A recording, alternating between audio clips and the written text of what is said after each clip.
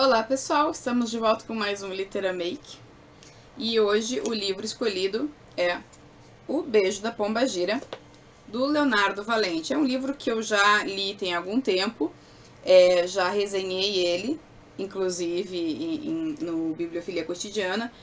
Vocês podem conferir lá, a resenha se chama Batom Vermelho.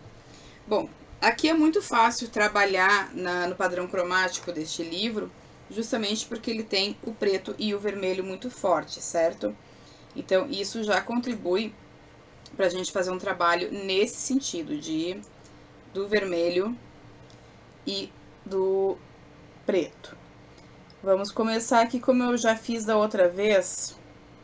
Eu já lavei o rosto, então eu já tô com o rosto limpo, pra gente não passar a maquiagem em cima da sujeira, né? Porque a gente suja no dia a dia, né? Não tem como evitar. E deixa eu ver aqui, continuidade. Então, primeiro o corretivo, principalmente eu tenho olheira muito profunda, tá?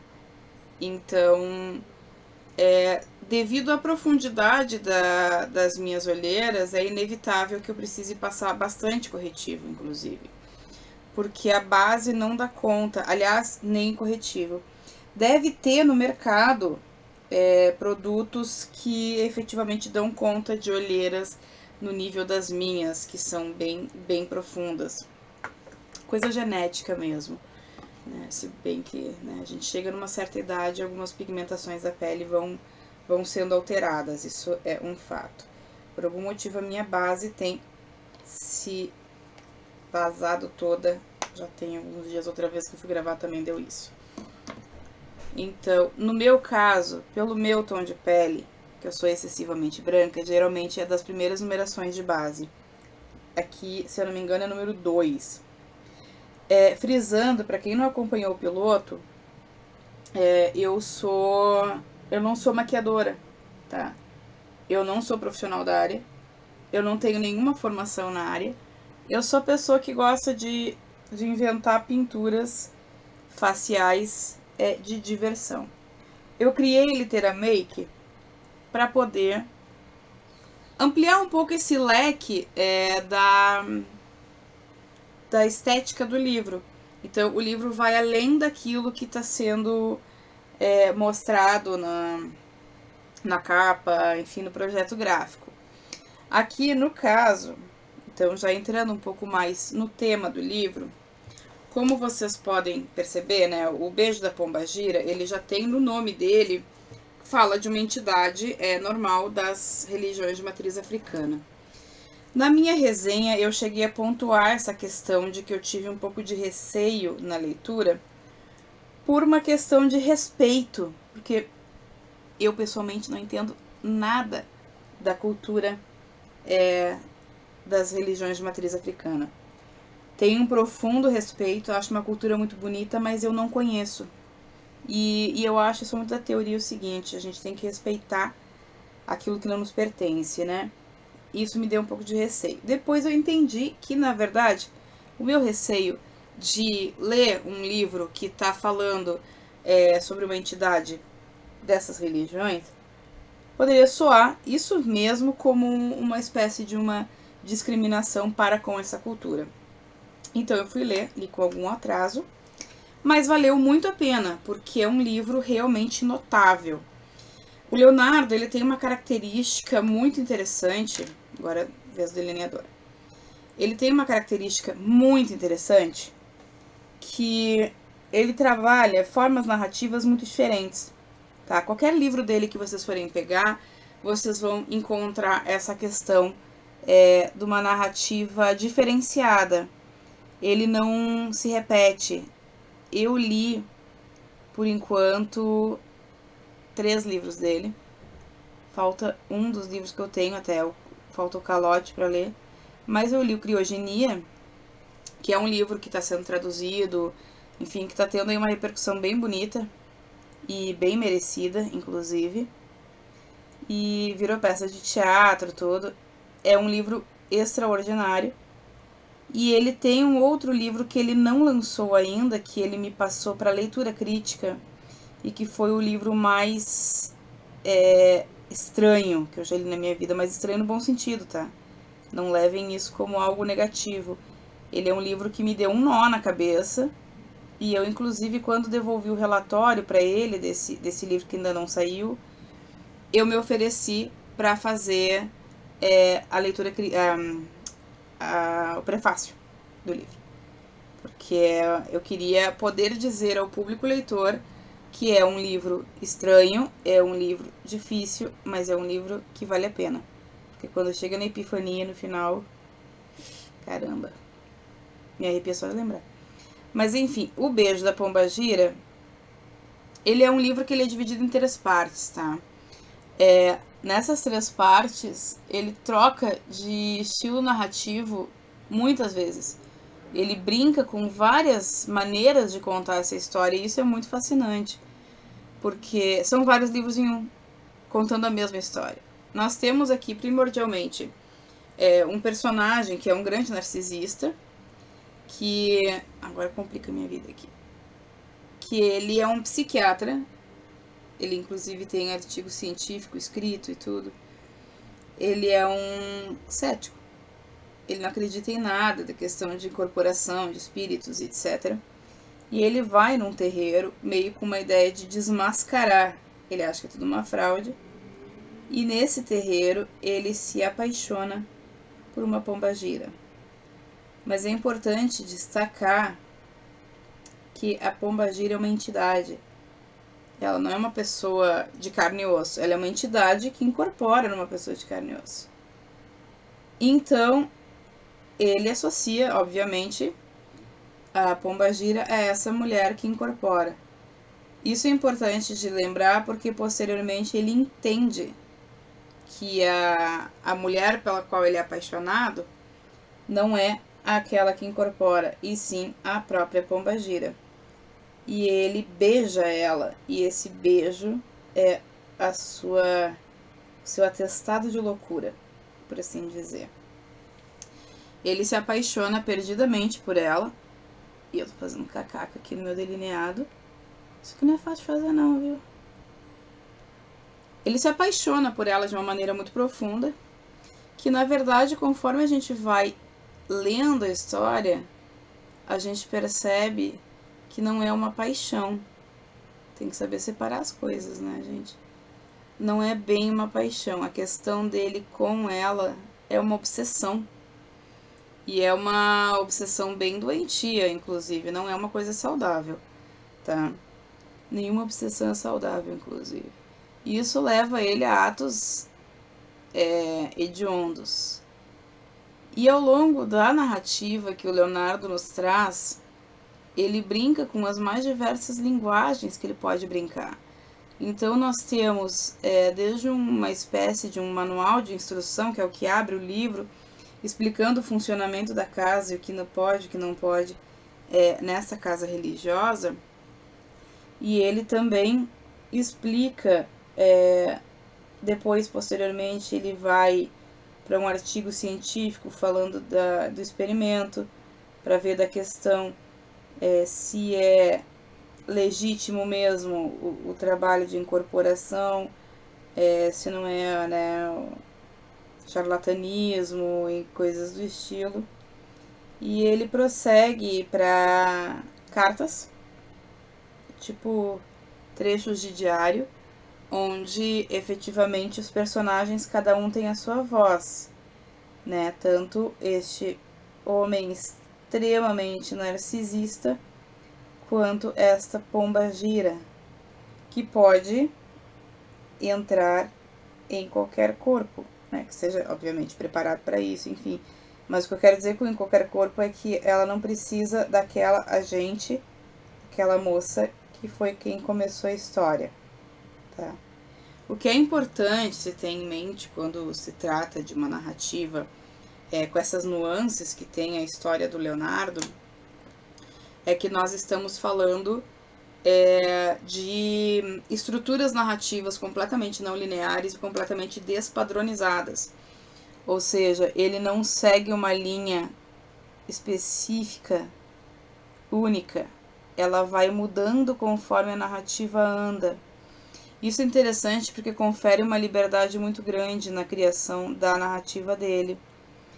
Então, ele está trabalhando várias linguagens, ele pode brincar com isso, ele não precisa seguir uma linearidade, ele não precisa respeitar a voz de um único personagem quando escolhe quem é o narrador. E ao mesmo tempo ele está fazendo isso de uma maneira que contribui para a história. Quer dizer, ele não confunde a gente. Ele não está simplesmente acariciando o próprio ego ao criar essa fonte de, enfim, de estar, né? Trazendo novas vozes narrativas e etc. Ele não fica preso nesse aspecto. Isso é muito libertador e ao mesmo tempo é muito desafiador, porque podia dar terrivelmente errado. E não deu. Inclusive, quando eu comecei a ler o livro, como até então eu não conhecia a obra do Leonardo, não sabia da competência dele para criar esse tipo de narrativa, eu achei um pouco assustador. E eu me lembro de ter, inclusive, pensado muito nisso, de dizer, meu Deus, cara, surtou. Isso aqui vai dar um ruim, mas um ruim.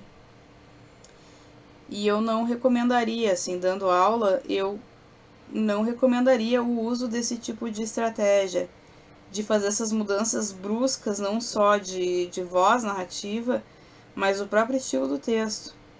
E no caso do Leonardo funcionou de uma maneira que chega a ser, não tem como não enaltecer o trabalho que ele fez nessa mudança total de narrativa, porque é outro livro. Cada capítulo é um livro novo. É impressionante esse trabalho que ele faz. Bom, aqui nós temos um delineado. Eu não sei se a câmera está captando bem. Eu fiz um delineado vermelho logo acima. Eu tô com duas câmeras aqui. Eu fiz um delineado vermelho logo acima, onde eu consigo fazer uma separação para botar uma sombra um pouco mais escura aqui de canto. Que eu preciso escurecer esse visual, senão eu não vou alcançar o resultado que eu preciso. Aqui, onde é que tá o preto que eu tinha separado? Eu tinha separado, bom, acho que vai ter que ser esse aqui mesmo. Aqui. Aqui eu vou fazer uma espécie de um esfumaçadinho no tom mais escuro, para escurecer o visual. Afinal de contas, nós temos um livro de capa preta e eu preciso respeitar essa ideia que o livro traz do escuro para depois complementar com um tom mais quente, tá? Que seria o próprio vermelho. É interessante frisar que quando a gente tem um autor inventivo, como é o caso do Leonardo, esse tipo de trabalho, de modelo que ele traz, de brincar com o narrador, ele funciona. Mas ele corria um risco muito alto de isso dar muito, muito, muito errado. Por que acontece? Tu tá fazendo a leitura num ritmo, num determinado ritmo, e de repente esse ritmo é quebrado. E é quebrado de uma maneira quase que violenta, porque de um capítulo para outro nós temos outro livro. E foi muito corajoso. Outra coisa que é interessante também é que ele foge muito da ideia, da idealização de um personagem. Porque nós temos um personagem que está com uma obsessão, né?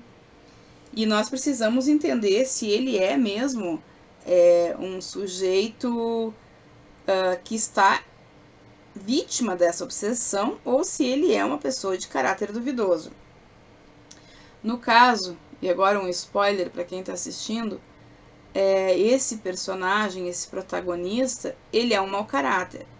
Ele é uma pessoa ruim, tá? Ele tem esse objetivo de destruição e ele quer ir até o fim. Porque ele quer aquela pombagira para ele, independente de qual corpo ela vai tomar.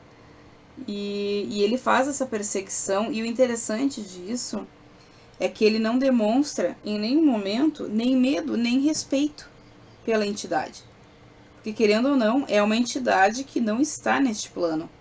Então ela teria, em tese, alguns poderes dos quais ele não tem controle. E mesmo assim, este sujeito sem vergonha e muito, muito cruel, ele não se incomoda com isso, ele se coloca num papel de superioridade, tá? Antes de prosseguir falando do livro especificamente, para quem possa vir a ter dúvidas sobre isso, da questão de maquiagem especificamente, esta sombra mais escura que eu estou usando, ela é da Shein, que é essa aqui, tá? Essa sombra é da Shein. Muitas das minhas maquiagens são da Shein, então não é nada que vocês não vão ver em outros vídeos. Agora eu vou usar o Ruby Rose, que é uma marca, embora ela seja meio metida marca chique, ela não é uma marca cara. Se fosse cara eu não estaria aqui. Mas ela é uma marca já conceituada, assim, entre quem curte maquiagem e não tem grana pra comprar essas metidas besta. Agora eu tô aplicando um tom vermelho mesmo por cima. As minhas sombras, infelizmente, por uma questão meramente financeira, não são sombras altamente pigmentadas, então eu nem sempre vou conseguir obter o resultado que eu gostaria. O ideal são as sombras pigmentadas, porque numa passada só tu já obtém a cor que precisa. No caso, eu não estou obtendo. E estou percebendo aqui nas duas câmeras que eu estou gravando, porque eu estou gravando uma para editar em pequenos trechos para outras redes e uma para o YouTube. A câmera que eu estou captando para o YouTube, eu acho que não está pegando os detalhes dessa maquiagem. Infelizmente. Eu acho que tá se perdendo um pouco disso. Mas esse é o segundo episódio e a gente vai aprendendo a lidar com isso. Vou ter que resolver essa questão. A câmera que eu estou olhando diretamente agora, ela já pega melhor esses detalhes. De repente eu até faço o contrário, já publico no YouTube a mais detalhada, novamente no ângulo errado, porque eu estou com ela de pé.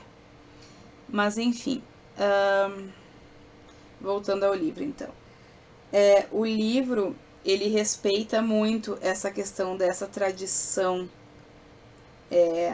das religiões de matriz africana. Eu acho que o Leonardo, quando ele desenvolveu essa história, ele já desenvolveu com uma pesquisa mais profunda. Ele não tem por objetivo educar sobre a cultura dessas religiões. Eu não sei usar os termos, vocês me desculpem, eu não vou correr o risco de falar uma grande bobagem aqui, porque eu não tô aqui para desinformar.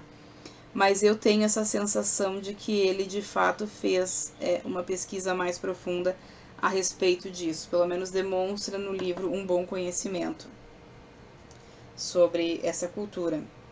Bom, feito agora a sombra, o esfumaçado, aqui o esfumaçadinho, os tons em vermelho, em rosado, eu acho que realmente não tá dando pra enxergar direito, mas eu vou reforçar um pouco, vamos ver se funciona.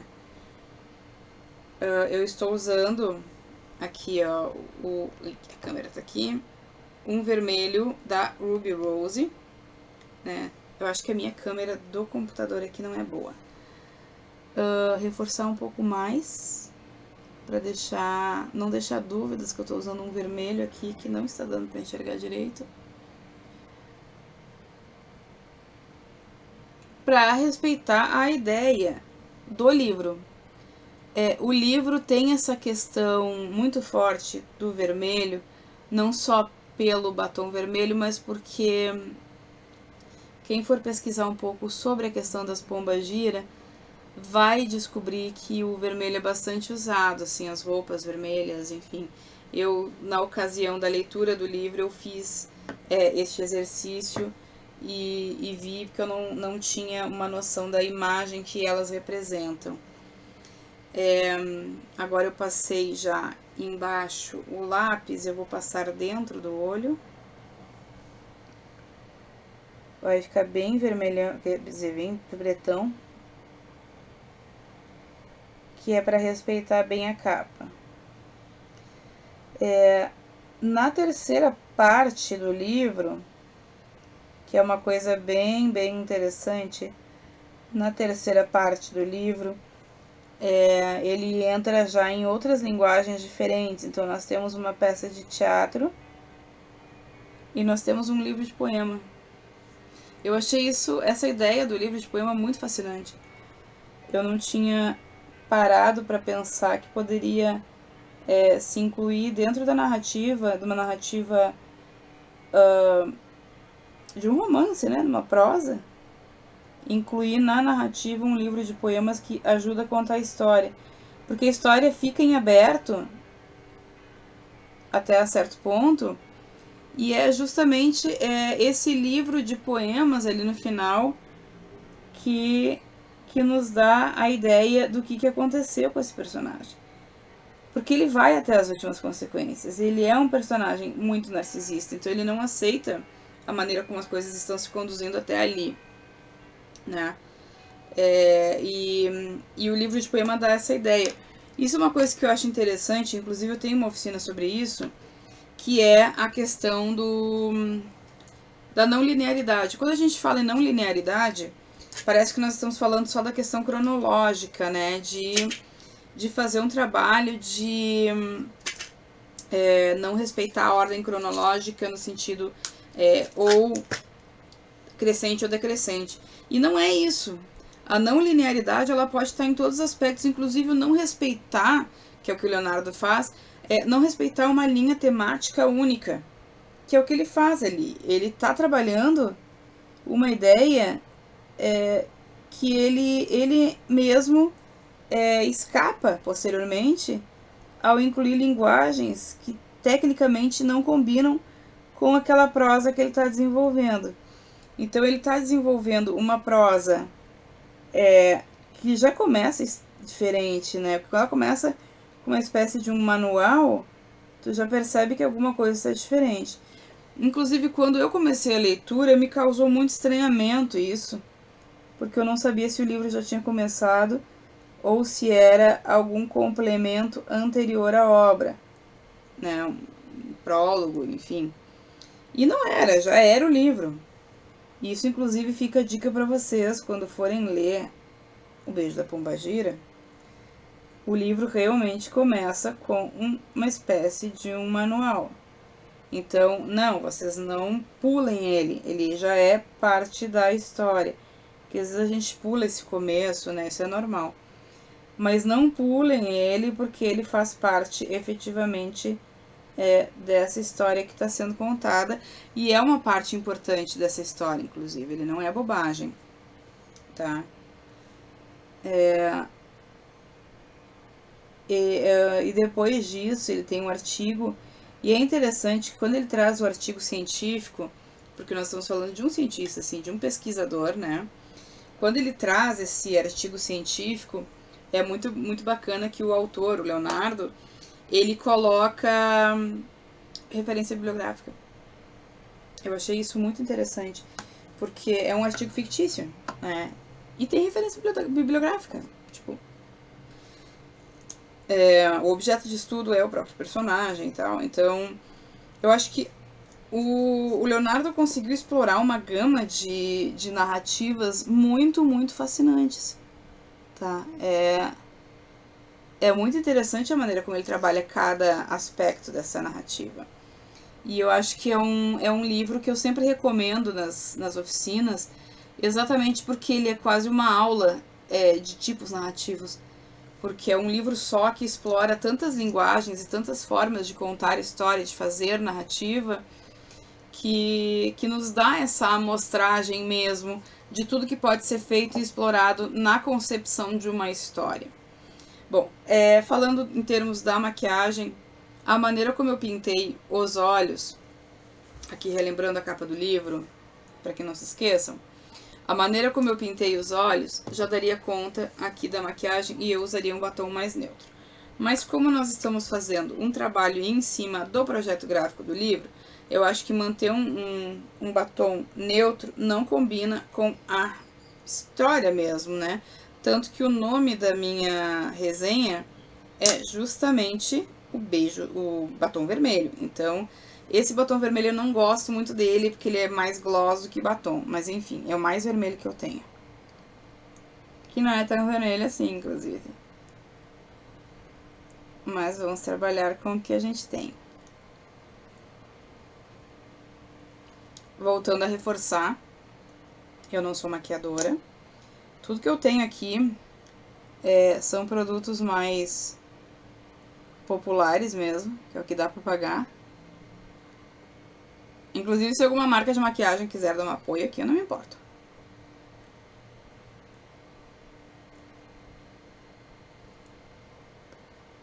Ah, esse gloss aqui não é legal.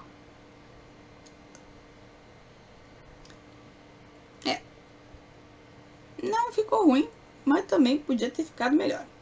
Se eu tivesse um mate, né, um batom fosco, com certeza o resultado teria sido um pouquinho melhor. Na câmera de lá, o batom ficou meio roxado. Mas tudo bem. Ele já tem brilho, até pensei em colocar um glitterzinho, mas aí vai ficar demais. Bom, então este é o visual, a concepção visual, enfim, como maquiagem. Então, do livro O Beijo da Pombagira, de Leonardo Valente, um livro que eu recomendo pra caramba. Voltando a afirmar, pessoal, eu sou escritora, eu não sou maquiadora, eu não tenho tempo de estrada nisso, eu não tenho experiência. Isso aqui é um projeto para valorizar o livro, trazendo uma linguagem um pouco diferente, que é da questão da pintura facial. Quem quiser dar uma força pro canal, esse projeto faz parte do projeto Bibliofilia Cotidiana, que é o blog que eu mantenho com resenhas. Este livro já foi resenhado, está lá a resenha, se chama Batom Vermelho. Se procurar pelo Leonardo Valente, que é o autor, também vai ser fácil de achar. E se inscrevam no canal. Como é que é o nome que eles falam? Que os youtubers falam? Acione o sininho, é isso? Se inscrevam no canal, compartilhem, indiquem para os amigos, para as amigas, para quem gosta de literatura, para quem gosta de maquiagem. Eu tô fazendo esse projeto com muito carinho, sem nenhum apoio, por enquanto, pelo menos. As maquiagens são tudo coisa que eu consegui eu comprar, não é muita coisa, é tudo muito simples. Eu não tenho nenhuma pretensão aqui de ensinar a maquiar, não é tutorial de maquiagem, eu só faço então associando uma coisa a outra.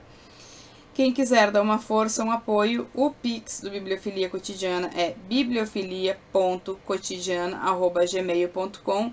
Tudo ajuda nesse momento, qualquer auxílio vem em bom momento. Então eu fico por aqui, logo logo nós vamos ter mais Literamake. Já separei outros livros que já tem resenha no blog para vídeos futuros e muito obrigada pela audiência de vocês. Espero encontrá-los no próximo vídeo. E eu tô aqui apanhando para desligar 2 câmeras ao mesmo tempo. Beijo!